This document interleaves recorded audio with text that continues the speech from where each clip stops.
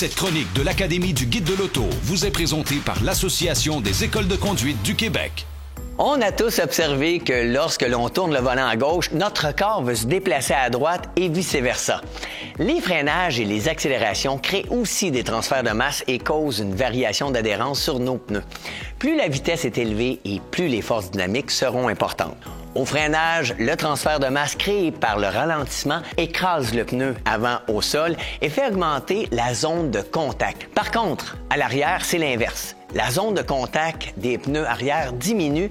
C'est la raison pour laquelle nous devons principalement freiner en ligne droite pour bien garder la stabilité. En accélération, la zone de contact des pneus augmente à l'arrière et l'adhérence, elle, diminue sur l'avant. C'est pour ça que l'on peut se permettre d'accélérer seulement quand la voiture est en position pour remettre le volant en ligne droite. Ça, c'est vrai jusqu'au moment où le pneu décroche.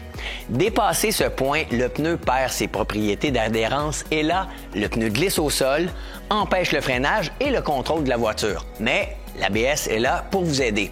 C'est pourquoi la manipulation progressive de l'accélérateur, du frein et du volant est primordiale pour garder le contrôle. Plus la conduite est anticipée, et plus elle sera précise et fluide. La raison d'une conduite réactive provient d'un manque d'anticipation.